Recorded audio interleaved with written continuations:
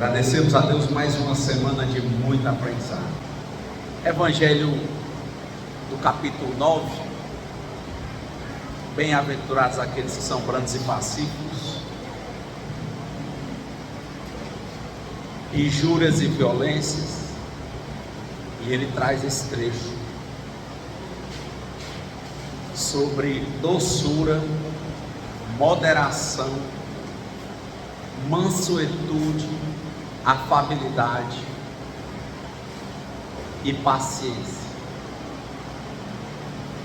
Todas as vezes que eu vejo falar sobre essa questão emocional, eu me lembro de uma irmandade que foi criada a partir da Irmandade de Alcoólicos Anônimos, e foi criada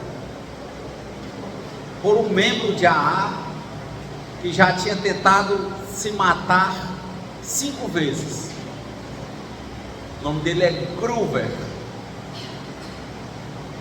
E quando ele conheceu Alcoólicos Anônimos, ele conseguiu todo um processo de recuperação, até porque percebeu que Alcoólicos Anônimos não é contra o álcool e não é contra quem bebe, é contra o egoísmo e o egocentrismo. Então, ele conseguiu ficar limpo do uso do álcool,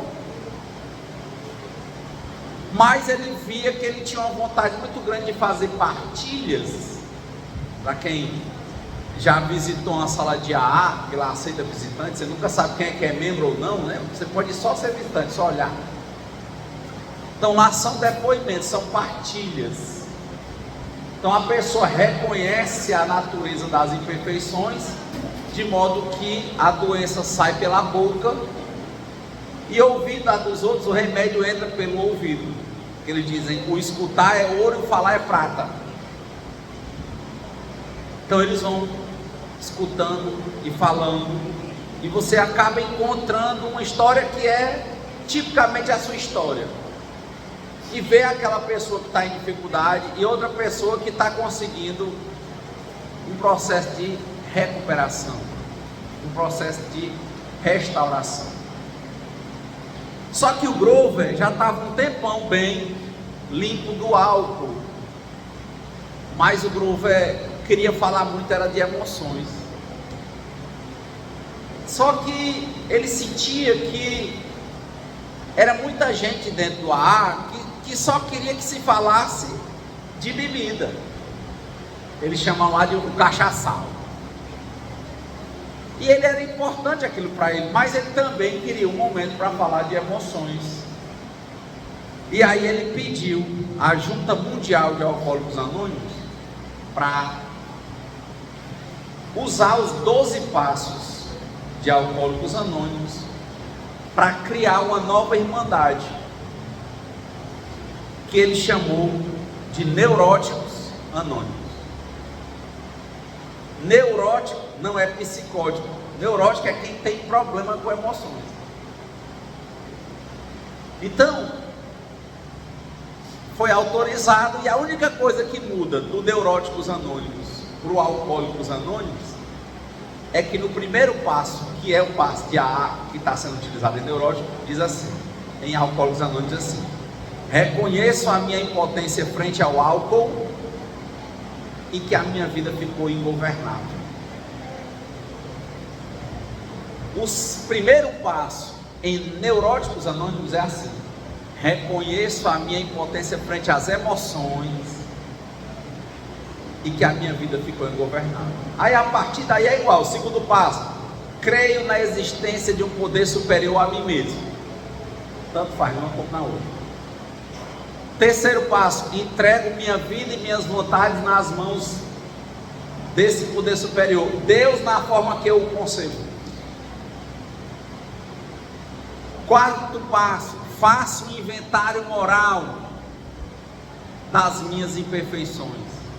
Quinto passo: reconheça a exata natureza das minhas imperfeições para mim, para Deus e para outra pessoa. Porque como é que você vai se recuperar de algo se você não reconhece que tem algum problema. É fundamental. Então, a partir daí, você tem uma sequência até o 12º passo. É uma jornada diária. Por isso que tem nas camisas a cada 24 horas. E aqui o Evangelho, que fala sobre ser brando e ser pacífico, é um Evangelho de uma extrema importância. Cláudia há pouco estava falando sobre a quantidade de filhos e filhas que são descontrolados emocionalmente com os pais. Mas a verdade é que o controle emocional,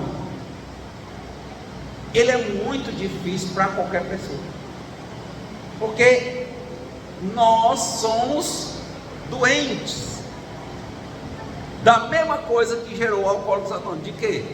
Egoísmo e egocentrismo. O egoísmo, entenda, é amar-se, é um mandamento de Deus. Amarás ao próximo como a si mesmo.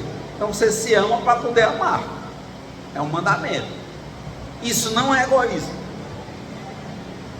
Amar-se, cuidar-se. Agora, egoísmo é querer que só você se dê bem.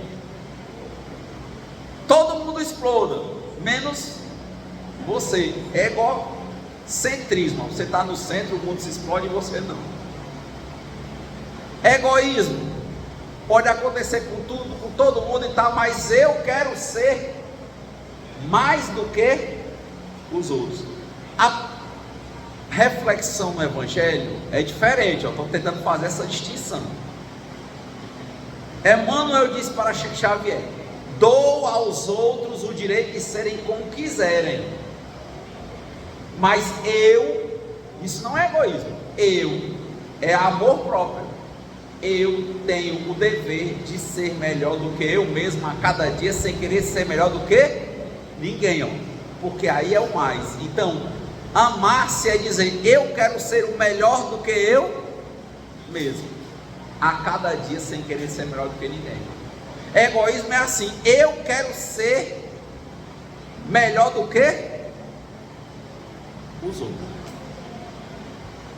Aí começa, porque aí vem um processo de comparação. Pode parar e pensar se dentro de você não é natural a comparação. Porque minha mãe me comparava com meu irmão, e você acaba naquela, né? Quem foi ferido fere. Você foi comparado, não gostou e acaba comparando o seu filho, ensinando um processo de comparação. E ali o que você está plantando é inveja, porque a comparação é uma inveja. Cada um foi criado único, exclusivo por Deus. Veja que as impressões digitais, a íris do olho não se repete. Tem gente parecida com a gente, igual não, porque Deus nos criou únicos, filhos amados de Deus. Então não era para haver um processo de comparação a nível de concorrência. É para haver um processo de alto amor, e que a gente fica vendo o que é que está faltando na gente mesmo para tentar acrescentar e melhorar. Em que a gente fica vendo o que é que está sobrando e que não é bom dentro da gente mesmo, e a gente vai afastar. Sempre agregando o que é bom e afastando o que a gente entende como ruim. Isso é o processo de aprimoramento que só se faz com alto amor. E tem que ter amor, porque nós não somos movidos pela razão. A gente usa um processo de racionalização que é justificar tudo, mas a gente sabe o que nos faz bem e faz errado. A gente sabe a comida que faz bem e come a outra.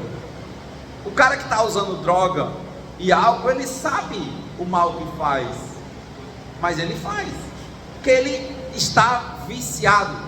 Amando, soltando enzimas como a dopamina na cabeça para fazer uma coisa que ele gosta. E ele gosta de uma coisa que faz mal porque ele está doente. Quando você ficar bom, você vai gostar do que é bom. Como você está doente, você gosta do que não presta. É aí o processo de sintonia. Então aqui tem que distinguir logo. Auto-amor não é egoísmo, não é egocentrismo. Agora, quando a gente gosta de coisas que são inúteis ou prejudiciais, é porque a gente está adoecido. E quando a gente está adoecido, é muito bom, porque a gente entende que tem que entrar em tratamento, em recuperação, em restauração. É isso. Então, a partir daí, partindo dessa abertura, a gente entra nos problemas emocionais. Problema emocional é quando as coisas acontecem geralmente como a gente quer ou como a gente não quer, ou de todo jeito. Vou começar. Primeira coisa, não aceitamos uma realidade. Quer ver uma realidade? A vida é dual. Que é isso? Tudo passa. Está vivendo uma coisa gostosa, depois ela passa. Está vivendo uma coisa ruim, depois ela passa. É sempre dessa forma, concorda? A vida é dual, é realidade. Quem está vivo morre, e o morto renasce. Aí o espírita acreditar na reencarnação. Sempre é dual. Então quer dizer que na hora que eu estou me acostumando com a vida, morro. Na hora que eu estou me acostumando com o plano espiritual, renasce. Deus é o Deus que nos desconforta. Renato, eu era uma bichinha tão feinha, eu olhava para mim, me achava tão feia. Quando eu comecei a ficar assim, me achando bonita, eu estava me acostumando, já veio outra mudança. Eu estava gostando do meu cabelo preto, aí o bicho começou a ficar branco. Não tem o que não mude. Então, se a gente não entende, por alto amor, não entende a vida como ela é, não ama a Deus sobre todas as coisas, porque quem ama, liberta. Quem ama, liberta. Amar a Deus, a maior prova que você tem de dar do seu amor a Deus é o quê? Libertar na sua cabeça, que você não tem poder contra Deus, mas libertar na sua cabeça Deus para ser Deus, ser o Senhor que cria, mantém e transforma a sua vida. Quem ama, liberta. Se você ama a Deus, você liberta Deus para Ele ser Deus. O que é isso? Senhor, eu entrego, confio, aceito e agradeço. Senhor, eu entrego a minha vida e as minhas vontades nas tuas mãos. Senhor, eu não sou nada a nível de poder. O Senhor é Deus. Só o Senhor é Deus. A partir do momento que a gente entende isso, que a vida é dual, que Deus é o Deus que nos desconforta para que a gente fique melhor ou pior. Vocês acham que ele desconforta para ficar melhor ou pior? Melhor. E conforta também para ficar melhor. Mas principalmente desconforta. Tinha uma música do Pato Fu que ela dizia assim, né? As brigas que eu ganhei, nem um troféu para casa eu levei, mas as brigas que eu perdi, eu nunca esqueci. Então, na dor, por vezes a gente aprende muito mais. É por isso que se vem ao centro espírita pelo amor e pela dor, mas a maioria vem pela dor. Então, Deus me desconforta. Ai, que bom comer. Tão bom, né? É tão bom quando a gente come uma coisa que a gente gosta, não quer parar. Então parar é um conforto ou é um desconforto? É um desconforto. Mas se você não parar, você vai adoecer. Te desconforta porque é necessário.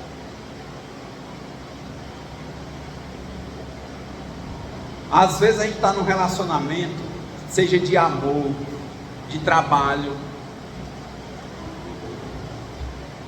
e a gente está naquele relacionamento e ele acaba. Às vezes a gente, por imperfeições, imaturidade, trai. Às vezes a gente é traído. Às vezes a gente não faz nada, mas a gente perde a graça e a outra pessoa muda e ela não vê mais nenhum prazer em estar conosco e a gente não aceita. Assim como tem pessoas que morrem, que adoecem, que não podem mais ser como a gente queria. Mas a vida não é de novo como a gente quer, a vida é como Deus quer. Não é como a gente quer. Estão entendendo agora que as emoções, o neurótico, quem tem problema com emoções, tem problema com emoções porque ele não quer aceitar, mas na verdade ele quer ser quem ele não é. Ele está querendo ser não uma criatura, ele quer ser o Criador, ele quer ser Deus, ele quer mandar na vida, mandar nos outros, e quer que as coisas sejam como ele quer, e não como Deus quer, e aí ele se torna uma pessoa revoltada. Seja a vida inteira revoltada, seja em determinadas situações. Quais são as situações? As situações em que Deus o desconforta. Ah, rapaz, aquela mulher deu um chifre, vou matar, ó. Vixe. Ah, morreu, vou me matar porque a pessoa que eu amava morreu. Ó, tudo que acontece que a pessoa não gosta, ela fica com raiva, ou fica triste, ou entra em desespero, porque não aceita. E não aceita porque não compreende que quem é o Criador, quem manda na vida é Deus, e que nós estamos aqui por uma única finalidade: aprender. Quem entende que Deus é acima e que é o Senhor de tudo, infinitamente bom, infinitamente justo, infinitamente sábio, amoroso, generoso, abundante, quem entende isso, que Deus é acima de tudo, e Deus manda em tudo, Ele cria, Ele mantém e Ele transforma. Quem entende isso, de verdade, quem compreende, não tem nenhum problema com emoções. Por quê? Porque quando acontece uma coisa que o povo chama de desgraça, ele até chora por um momento, mas ele não se desespera. Ele diz: Senhor, eu não entendo. No momento eu não entendo. O que está acontecendo é algo que eu não queria. Mas eu não estou aqui para querer mandar na vida. Eu sei que o Senhor quer me ensinar muitas coisas com essa dor. E eu entrego minha vida nas tuas mãos. Entrego, confio, aceito e agradeço. É outra postura. Você não vai ter raiva de ninguém. E não existe nenhuma raiva de alguém que não seja uma raiva de Deus. Não pode existir. Porque nada acontece por acaso. Deus sabe quantos fios de cabelo tem na cabeça de cada pessoa. Você nasceu para aprender. Está aqui apenas para aprender. Para ser melhor do que você mesmo. Sem querer ser melhor do que ninguém. É só para isso. Então o que acontecer é bom. Por quê? Porque só pode acontecer porque Deus permite.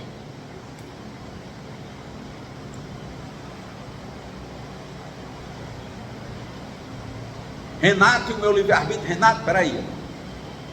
Eu sempre gosto de falar, ó, pensa numa célula, né, uma bolinha, aí não tem outra bolinha dentro?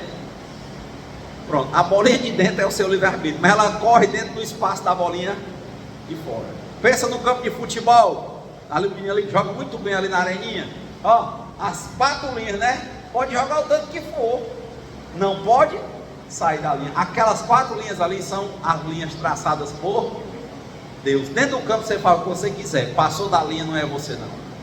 Por que que a areninha, o campo é só daquele tamanho, a bola saiu na minha bola, por que ela não era maior? Porque não era maior, o tamanho é aquele. O tamanho é aquele. É a partir desse nível que a gente começa a conversar. Primeiro a gente tem que saber o tamanho do campo e como é o jogo. O tamanho do campo é o tamanho do campo, e o campo é de Deus, é Ele que dá, Ele que mede e diz o tamanho e acabou. Quer ver o tamanho de campo na nossa vida? Todo mundo sente dor, envelhece, adoece e morre. Renata, é mentira, porque eu perdi um filho, nem nasceu, ele não envelheceu, não. E como é que conta por semana?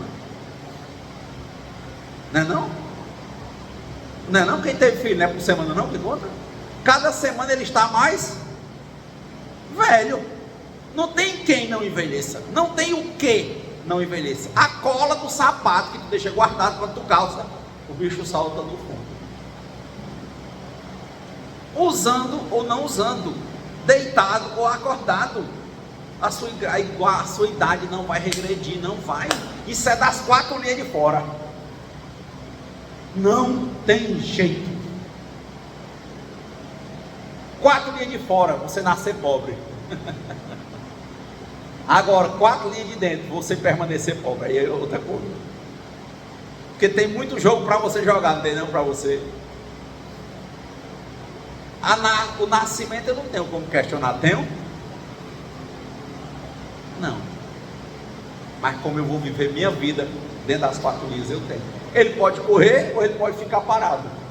Ele pode ser um bom jogador que tem garra, ou pode ser um cara que é só enrolado no time. Ele pode ir jogar e pode faltar o jogo quando o time queria que ele estivesse lá. A escolha é dele. Está lá a areninha, está lá o jogo, está lá a galera, e está lá a bola. Ele vai e faz como ele quiser dentro das 4 linhas. Não, pessoal, nós vamos disputar agora é na pista. Não vai. Não é desse jeito que funciona. Mas na prática da vida, a gente quer que seja assim. A gente não aceita a vida como ela é. A gente quer mudar as 4 linhas de fora. Não é não? A gente não quer mudar o nosso comportamento, o nosso pensamento, a nossa compreensão, a nossa forma de jogar. A gente quer mudar as 4 linhas de fora, quer mudar o jogo. Não dá, meu irmão. Não dá. Quando você não compreender isso, você vai enlouquecer, porque você vai ser descontrolado. Oh meu Deus, eu saí apressado para ir para o centro. Não precisava ter saído apressado. Poderia ter saído mais cedo. Geralmente dá para sair mais cedo. Não, mas se você sai apressado, pode. Não tem trânsito, eu sei que eu levo tanto tempo. Mas se tiver um acidente no meio da estrada, era uma coisa que você poderia tentar se precaver. Mas entenda, o seu papel é plantar e cuidar. O resultado é somente com uma pessoa. Com quem? Com Deus. Se você sai e chega lá, chegar é com Deus. Por isso que tem gente que diz: com Deus me deito e com Deus me levanto. Porque tu só chega se Ele quiser.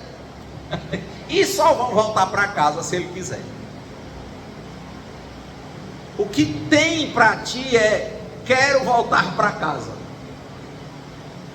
Por isso que é bom a gente ser claro com Deus. Mas de novo, dentro do que pode, dentro das 4 linhas. O que você pode? Então é importante querer voltar para casa. Pai, quero voltar para casa. Vai comigo. Show. Aí se você morrer no meio do caminho, você descobriu a vontade de Deus, não era para voltar para casa. Você chegar é porque era a vontade de Deus. É sempre assim. Dizia Emmanuel: não vos inquieteis demais com os resultados. O seu papel é plantar e cuidar. O resultado é com Deus. Meu filho, ele diz assim: pai, eu vou ser um jogador de futebol de sucesso. Como eu vou saber? Mas o que eu digo a ele é assim: se você quer, se Deus permitir, normalmente você vai ter que ter algumas coisas. Primeiro, vontade. Olha, igual eu disse para Emmanuel, para o Chico Xavier: vontade persistente. Trabalho duro para ter merecimento justo. Então, filho, não é só querer. Porque Deus é justo, meritório, trata todo mundo igual. Então você vai ter que se esforçar. A bola você vai ter que ter domínio. Então a gente tem que afinar, igual quem canta. Tem que afinar a voz, afinar o instrumento.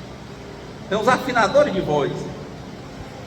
Minha professora disse que a minha voz está chegando em algum nível. Aí você vai afinando, ela vai chegando. É igual o instrumento. E desafina, e afina de novo. Então bola é assim: você vai fazer um pezinho, né, que chama embaixadinha. Você vai dar aquele chutão, vai lá, 1, 2, 3, até você conseguir. Aí, vai ter que ter disciplina para ter o quê? O domínio de bola. Domínio é algo que tem gente que nasce, mais facilidade, mas tem gente que constrói com trabalho. Domínio. Força. Se tu chutar demais, tem que ser a força exata. Precisão, para botar onde quer. Domínio, força, precisão, garra para correr atrás. Ah, eu estou cansando, eu sou o cara que, meu filho, está errado. Quer jogar bola, tem que correr muito. E como é que faz para correr muito? Ou joga muito, correndo muito no campo, ou então domingo, todo dia, começa a correr. Você tem que começar a ter uma disposição de correr. É um exercício. Agora, você tendo domínio, força, tudo calculado: domínio, força, garra, precisão, há uma grande probabilidade de os caminhos estarem abertos. Mas se você vai ter sucesso ou não depende de Deus. Só o que compete a você é procurar ter mais domínio, melhorar a força, para não ser de mais nem de menos, ser mais quando você quer mais, menos quando é menos. Precisão para botar a bola onde você quer, e garra para correr e não ficar morto. Só o que te compete é trabalhar essas 4 coisas. Agora, se você vai ter sucesso ou não depende de Deus.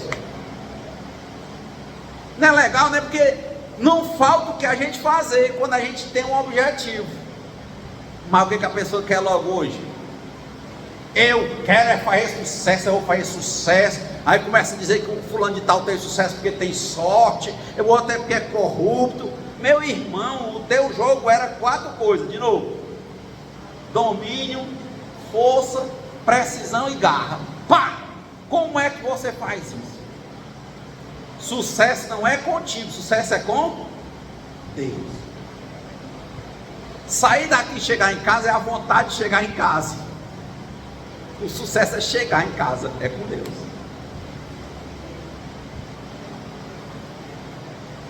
Oh meu Deus, eu queria ter dinheiro, que eu só é liso. Só se chegar o dinheiro pensando em longo prazo, pelo trabalho. Todo mundo arruma alguma coisa que dá para tirar o de comer, concorda? Ai, mas aí quando eu comecei a arrumar o de comer, eu queria ganhar mais, agora eu quero ficar rico. Disse: olha, só o trabalho dá o dinheiro para ficar. E para o dinheiro aumentar, Renato, o estudo. Trabalho com estudo faz o dinheiro subir. Não é não? Só o trabalho dá só o beabá. Trabalho com estudo Faz subir. Tem lógica? E o que é que te sobrou? Trabalhar e estudar. Agora o sucesso de subir é com quem? Com Deus. Se você se revolta, ó, descontrole emocional contra seus pais, contra as coisas, contra o campo, está se revoltando contra Deus. Mas primeiro você tem que olhar se você está fazendo a sua parte. Está fazendo a tua parte? Estava andando de bicicleta outro domingo desse aí passei na beira-mar, encontrei um dirigente sindical, e ele vinha falando, conversando dentro da bicicleta. Ele disse assim: nesse negócio da pandemia, lá no comércio, meus patrões ficaram mais ricos.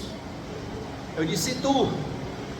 Ele ficou achando graça. Como assim, se você está preocupado com a riqueza dos outros, o que é que você está fazendo para aumentar a sua? O que é que tu fez?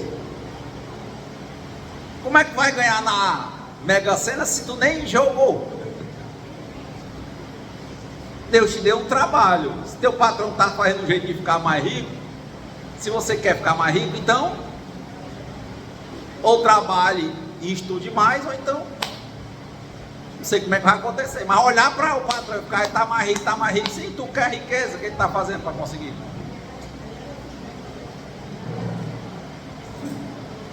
É muito lindo quando a gente olha para esses grupos de anônimos, em que a terapia é uma terapia de conversa. Por quê? Porque a gente olha que tem gente que tem o mesmo problema da gente e conseguiu entrar em recuperação. A gente diz assim: poxa, se ele consegue, eu também posso, porque Deus quer o meu bem. É por isso. Deus quer o bem de todo mundo. Se a gente jogar o jogo, qual é o jogo? Qual é o jogo da vida? Aprender.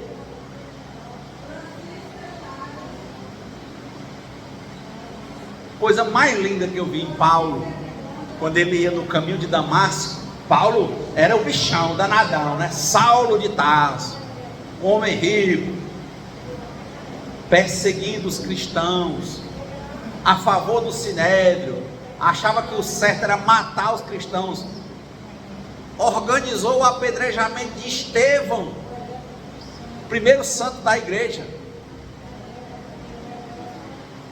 Tem até o livro do Chico, do Emmanuel, né? Paulo e Estevão. E Paulo achava que estava certo. Aí ele perseguindo, um dia no caminho de Damasco, caiu do cavalo completamente cego. É muito interessante, porque no livro, Paulo caiu do cavalo, ao invés de se revoltar contra Deus, quando ele caiu cego, ele pensou: Senhor, o que queres que eu faça? Olha a maturidade de Paulo. Ele estava fazendo o que ele estava fazendo sem perguntar a Deus o que era o certo. Ele achava que estava fazendo o que era certo. Aí as coisas começaram a dar errado, ele ficou cego. Então, quando deu errado numa coisa que ele não entendia, ele parou e perguntou: Senhor, o que queres que eu faça? É lógico que se eu estivesse fazendo o que Deus quer, nada de errado ia acontecer comigo. Se aconteceu é porque eu não estou no caminho certo. Ou seja, isso aqui que eu estou fazendo, eu pensando que é para o meu aprendizado, eu estou fazendo uma coisa para o meu demérito. Então o Senhor me diz o que é que o Senhor quer que eu faça.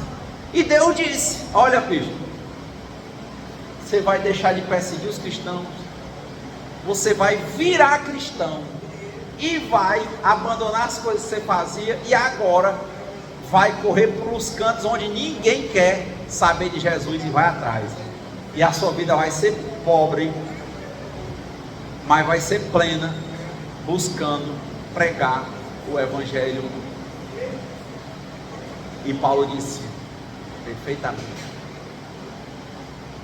Perfeitamente. E é assim que o cristianismo chegou a quem não é judeu, porque ele aceitou. A gente morre de medo de dizer assim: Senhor, entrego, confio, aceito e agradeço. Por quê? Porque a gente tem medo. de que Deus queira uma coisa diferente do que a gente quer para a nossa vida, concorda ou não? É duro dizer. O povo reza Pai Nosso tão ligeiro,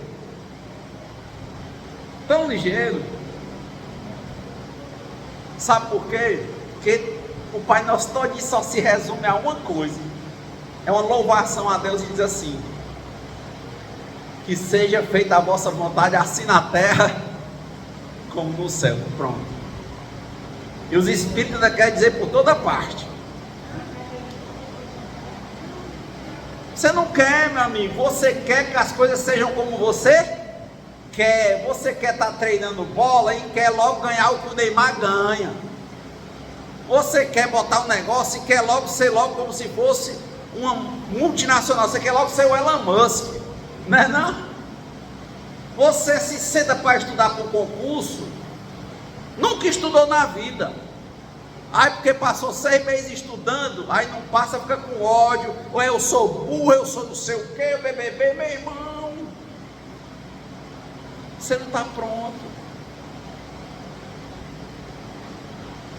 Mas eu estudei 6 meses, sim, meu filho, tem gente que estudou aí 20 anos, 5 anos,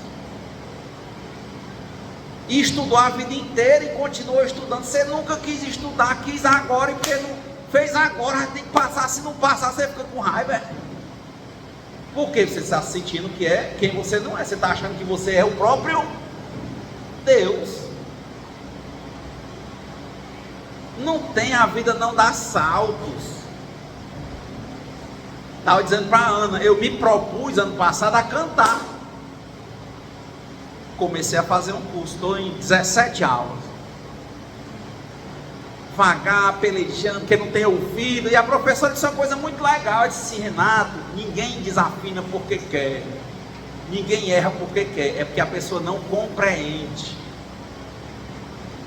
Ou seja, antes de cantar você tem que aprender a ouvir, para saber qual é o tom, para não cantar mais alto que os instrumentos, tem mais baixo. Ouvir é o que a gente está tentando fazer aqui no Evangelho. Abrir os olhos para a gente aprender a usar os sentidos. Primeiro sentido: só existe um, que é o um. Ou seja, primeira coisa, existe Deus. Primeira pergunta do Livro dos Espíritos, da Lei dos Conhecimentos: Deus existe? Existe. Primeira coisa, Deus existe. Abra os olhos, compreenda. Você erra muitas vezes porque não entende, mas o problema é que quando perguntaram aos espíritos qual era o nível da gente, disse que tinha, olha, é difícil ter muitos níveis, mas tem os espíritos puros, os bons espíritos, os espíritos imperfeitos. Vocês são os imperfeitos. E o que é um espírito imperfeito? É aquele que compreende, sabe tudo o que é que tem que fazer para dar certo e faz o que é errado. Então eu acho assim, eu acho que não é bem isso, porque eu acho que a gente sabe das coisas assim, superficialmente, mas a gente não compreende.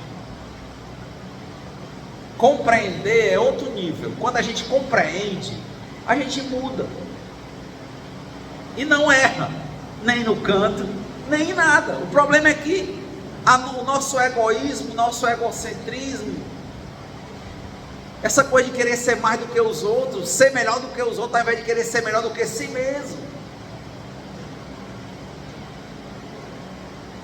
faz a gente ter dificuldade de compreender que existe um Deus, que Deus é infinitamente bom, justo e sábio, e que Ele coordena o universo, do qual eu sou uma criatura, apenas uma criatura, que eu tenho muito a fazer para mudar a mim mesmo, mas eu não posso mudar os outros, eu não posso mudar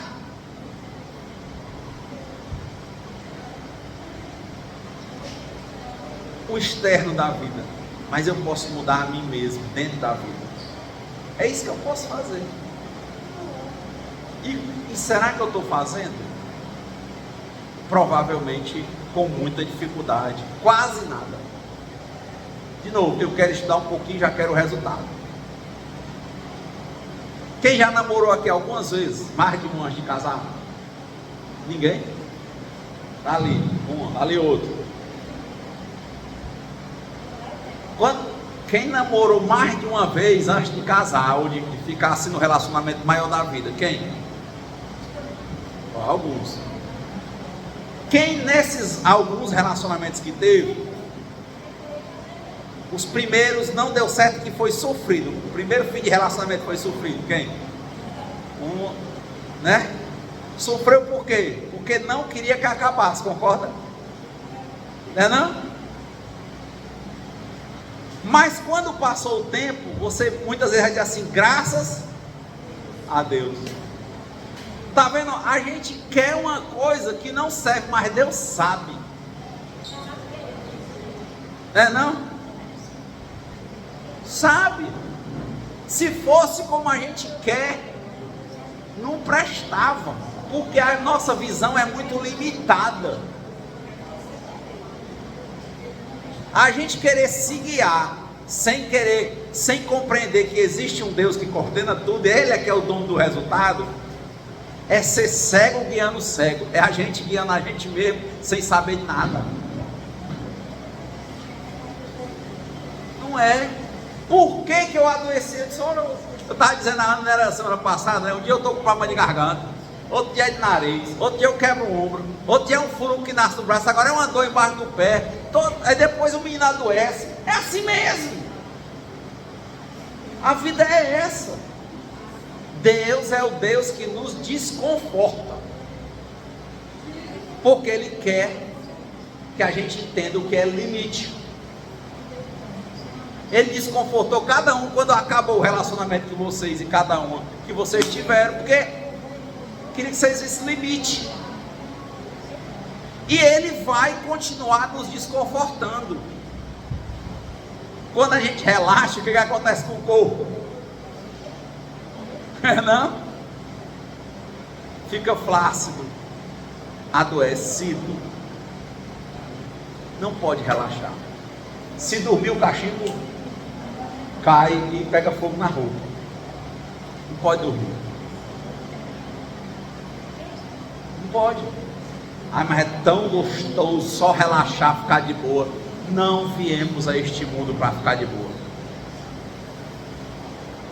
Tem uns momentos de ficar de boa. É um pedacinho. Todo dia dá para fazer? Tudo. Mas não pode. De minha parte eu tomo, por exemplo, estudar tem que ser todo dia. Todo dia. Eu tenho que ler no mínimo 2 horas todo dia. Todo dia. Quando puder, mais de 2. Para no dia que eu não puder, compensar. Mas não pode. Ah, e você acha bom? A maioria das vezes não. Mas eu entendo o que eu tenho que fazer. Então, na hora que eu estou achando ruim, eu quero me descontrolar emocionalmente. Eu digo, mas não, a vida é assim. Comer o que eu quero, eu posso? Não. Ficar com quem eu quiser, eu posso? Quem pode? Ninguém. Nós não podemos. Não envelhecer, quem pode? Não adoecer, quem pode? Controlar a vida dos outros, quem pode? Quer, mas não controla. Buda falava isso. Quando o Buda disse para a pessoa ir para um canto, a pessoa vai para onde ela quer, até que ela compreenda. Então a vida é muito rica se a gente partir disso. Deus existe. O mundo segue uma lógica, o universo. O meu papel é plantar e cuidar, e o resultado é somente com Deus. Compreendendo isso, gente, todo descontrole emocional vai embora. Não tem desespero. Renato, às vezes eu acho que você fala assim, parece que você já está assim lá no outro nível, ó. Que você fala assim, né? Não. todo dia Deus me desconforta, não só com doença física, mas com emocional. E todo dia eu tenho que dizer, eu tenho que me manter a minha posição. Qual é a minha posição? De aprendizado. É duro. Toda vez que eu estou querendo ficar com raiva nas quatro linhas, né, que eu não posso mexer na vida, eu quero me desesperar. O que eu tenho feito, né, nas minhas meditações, que é outra coisa que eu faço todo dia, medito meia hora. Todo dia. Quando eu estou com muito medo, eu digo, Senhor, eu estou com medo.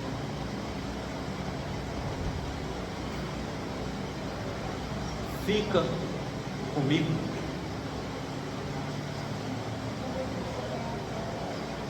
Eu não procuro, num primeiro momento, nada nem ninguém, além de me conectar diretamente com Deus e colocar para Ele o que está acontecendo emocionalmente comigo.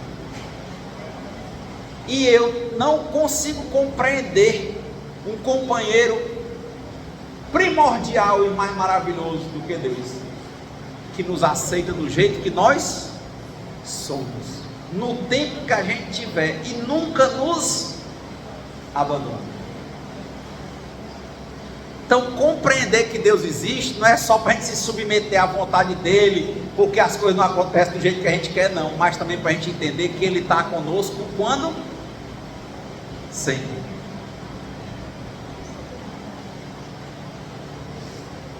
Quantas vezes eu fui despedido, né? Perdi emprego. Todas as vezes eu fiquei extremamente abalado, com medo. Mas começa logo assim, meio que com raiva, meio que procurando razão, meio que criticando o outro, meio que espraguejando o outro, é assim. É medo. Na verdade, eu queria que a vida fosse segura, ou seja, ela não mudasse, mas a gente já falou, a vida é dual. Tudo que é bom passa e tudo que é ruim passa, e vai sempre ficar assim, é desse jeito que funciona. Isso é coisa de Deus. Então, todas as vezes, como eu me acolhi, foi quando eu disse para Deus, Senhor, eu não enxergo nada, eu não sei o que vai acontecer, e eu estou com muito medo.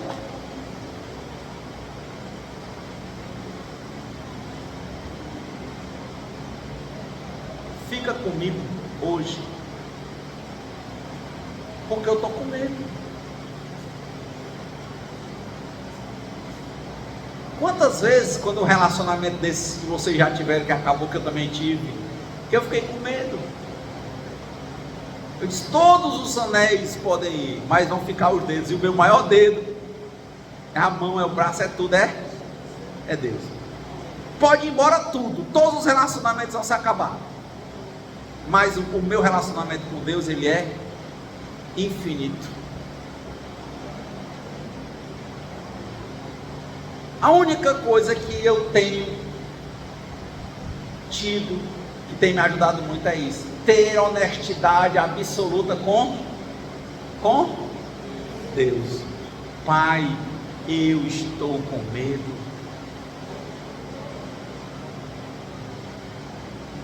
Mas muitas vezes eu queria mais me iludir, querendo esculhambar os outros, culpar os outros, né? Assim, não, Pai, não importa o que aconteça, não importa o poder das pessoas que estão contra mim, não importa os relacionamentos, não importam os relacionamentos que estão se afastando de mim, não importa. O que importa é uma única coisa: que o Senhor fique comigo. Só isso. Eu nunca vi um remédio emocional mais forte. do que abrir sinceramente o coração para Deus e entregar a vida e as vontades nas mãos de Deus. Mas primeiro, como eu falei, sem compreender que Deus existe, sem entender que você não é Deus, sem entender que tem umas linhas externas que você não pode mudar, você não entrega a sua vida a Deus. Ou entrega e depois, quando tem um problema, você quer de volta. Aí não dá. Tem que ser entrega. Muitas vezes, quando eu digo esse remédio da entrega, eu não consigo dizer assim: entrego hoje eu passo medo. Não, eu estou dizendo que o remédio, ele é um remédio a cada 24 horas. Às vezes eu passo meses com medo, mas nesses meses eu estou tomando meu remédio. É um remédio de uso contínuo. Qual é o remédio? Entregando minha vida a Deus. Todo medo que vem, vixe, mas aquele ali é muito poderoso, vai me destruir. Senhor, se for da tua vontade, vai me destruir, e tudo bem. Se for da tua vontade, vai se destruir sozinho, e tudo bem. Mas que seja feita a vossa vontade, não a minha. Por isso que eu digo, o pessoal reza o Pai Nosso ligeiro, não quer dizer, né? Que seja feita a vossa vontade. Seja feita a vossa vontade, Senhor. Senhor, está doendo, mas seja feita a vossa vontade. Oh meu Deus, eu ia para um canto e eu perdi uma entrevista de emprego, um engarrafamento, uma chuva como deu semana passada. Seja feita a vossa vontade, Senhor. Não é como eu quero, Senhor. Não é como eu quero. Mas se pacienta. Eu tenho que dizer, quando eu estou com raiva, eu digo, meu Deus, estou ficando bom do braço, aparece um furunco no outro. Senhor, eu estou com raiva de ti. Eu digo. Eu não posso ser desonesto e dizer que eu tenho raiva do furunco. Porque eu estou com raiva porque acontece uma coisa que eu não posso mudar. E eu estou com raiva. A quem eu vou ser honesto e sincero mais do que para Deus? De novo, Deus lhe recebe como você é. Diga para Ele. Agora não fique querendo brigar com os outros, com raiva do mundo. Fale para Ele: eu estou com raiva do Senhor. Eu sei que eu estou errado, mas é isso, só pode ser isso. Porque está acontecendo uma coisa que eu não quero.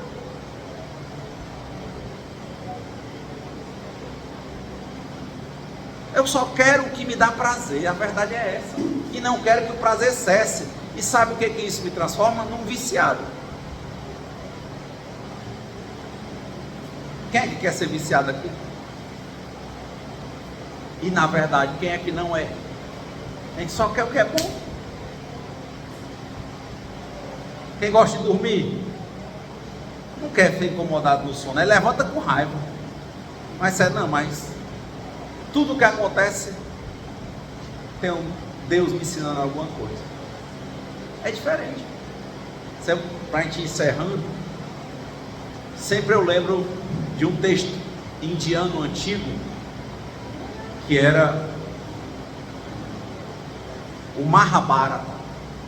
E lá tinha um herói, que ele chegou, estava tipo assim, como é que fosse uma igreja, para você entender, né? O santuário lá, tinha as estátuas de deuses, e a bota dele desamarrou, e ele botou a bota na cabeça da estátua e foi amarrar o cadastro. O pessoal caiu no chão chorando: tira o pé, tira o pé. Ele disse: o que foi? Você está com o pé em cima de Deus, ó, porque estava com o pé em cima da estátua, né? Aí ele olhou assim, ficou tão assustado, né? Ele estava com o pé na cabeça da estátua, ele não sabia o que era, aquilo não significava Deus para ele assim, ou significava, enfim, ele não entendeu. Todo mundo: tira o pé de Deus, tira o pé de Deus. Ele ficou parado, aí o cara: tira. Ele disse: o que foi? Se você está pisando em Deus. Aí ele continuou parado, ele: tira o pé. E ele parado, ele disse: o que foi? Ele disse: como é que eu posso tirar os pés de Deus, se Deus está em tudo? Aí, chocante, né? Deus está em tudo. O relacionamento que vocês tiveram que não deu certo, vocês se desesperaram, não foi? E depois vocês disseram: graças a Deus, Deus estava lá. Como eu vou tirar os pés de Deus? É assim que a vida se torna sagrada, quando a gente entende que Deus está em tudo. Não tem um Renato de dentro do centro e um fora, porque Deus está em todo canto. Deus não sabe olhar para mim aqui dentro. Ele está no que acontece que é agradável para nos ensinar, e está no que nos acontece que é desagradável também para nos ensinar. Ele está na vida e está na morte. Ele está na abundância de alimento e está na falta. Quem já viu pé de manga? Quem morou perto de pé de manga? Ninguém? Perto de pé de mangueira, pé de manga, fruta. Quem já teve ou morou perto? Quando é o tempo de manga, é muito ou pouca? É muita manga, não tem como não apodrecer, concorda não? Manga é gostoso, a gente vai comprar, é caro que vem no quilo, né? Mas quando é o tempo de manga, cara, é uma abundância demais. Mas vem o tempo da escassez, você chora por uma manga e não tem. A vida é assim. Deus, quando Ele bota na sua vida, que é o tempo da abundância, Ele bota para derramar, menino. Agora você tem que saber que vai ter a vaca magra para aprender para fazer outra coisa. Uma das histórias mais lindas da Bíblia, José do Egito. Se o faraó não tem passado por dificuldade, José não crescia. E se José não soubesse administrar os tempos de dificuldade e os tempos de fartura, o faraó não tinha se tornado tão poderoso. A grandiosidade de José foi saber dosar na fartura o que podia guardar, o que ele podia negociar, como é que ele ia administrar, construir armazéns para na escassez ele crescer. Então, a dificuldade não era para ser um momento de desespero. Todo problema, na verdade, é uma oportunidade. É por isso que eu digo, Deus está em tudo. É assim que eu compreendo. Se a vida é só um aprendizado, Renato, mas e se a pessoa morrer? Aí a questão espírita que é legal, né? Que o espírito é imortal. Muito bom. Estou lendo, para encerrar, um livro de Sócrates, Platão, né? Falando da morte de Sócrates. Ele está falando de Fédon. Ele diz, olha, eu entendo. Eles estão tudo invocados porque Sócrates foi condenado à morte. E por que Sócrates não está triste? Ele diz assim, meu filho, nós somos de Deus. Como é que quem é de Deus, que agora vai, as dificuldades tudo são do corpo, que agora vai morrer e vai ficar triste porque vai ver Deus? Eu fiquei alegre. Como é que eu vou querer, sendo de Deus, me afastar dele? Eu não quero. Então seja como ele quiser. É aí o ponto. Compreendendo isso, não tenho dúvida, é controle emocional na certa. Mas isso a gente tem que exercitar todo dia para aprimorar a visão. Então, que Deus nos conceda a serenidade necessária para aceitarmos as coisas que nós não podemos modificar, coragem para modificar aquelas que nós podemos, e sabedoria para reconhecer a diferença, e que seja feita sempre a vontade de Deus e nunca, nunca, nunca a nossa. Muita paz e boa semana.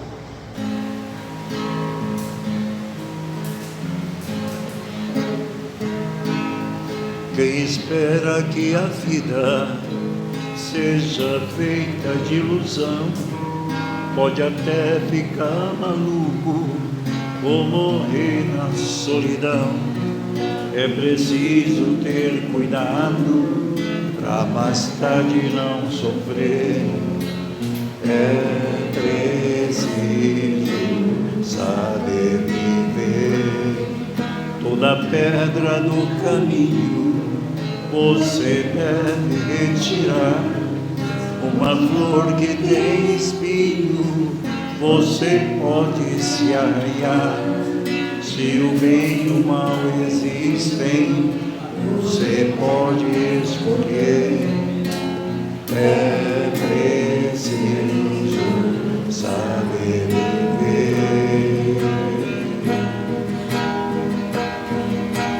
viver.